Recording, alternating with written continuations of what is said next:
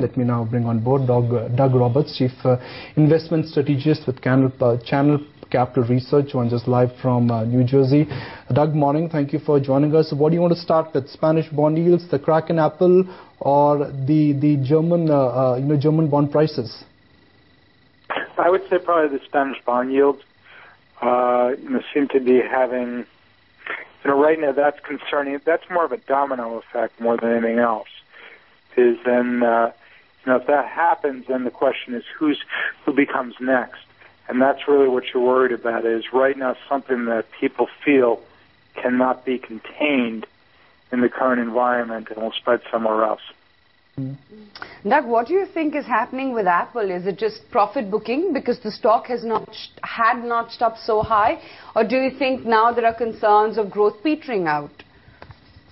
At this point, when you have something that has gone up, really as much as Apple has done, a correction like this is fairly normal. As a matter of fact, people were wondering when it was going to happen. Apple seemed to be defying the laws of gravity. I think what you'll really be able to see is Apple has often had these corrections, and then the next earning announcement or the next announcement of something significant, they've usually made up ground. The real question becomes is the recovery, how strong is the recovery when Apple has? If it comes back and then basically matches the new highs, then you may just have had an ordinary correction. If it's something where it doesn't rally on the news, then you may have hit something where the price has, at least for the short term, taken into account most of the positive news momentum that Apple's been having. So we really have to wait until the future to see.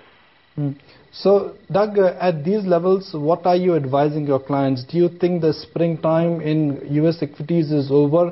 And for next 2 quarters, if not 2, maybe for next 1 quarter, U.S. equities are likely to consolidate?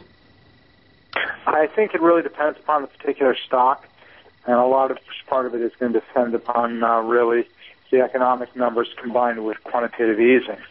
Many people have assumed that really the Fed put is back in force, and if you have a significant indication of quantitative easing, you could have a substantial rally resulting. So I think much is in the court of both the government and the Fed. But you also have to remember that this is an election year, and for the most part, a president who's up for re-election tends to do everything in his power to basically make sure voters are happy when they go before the election booth.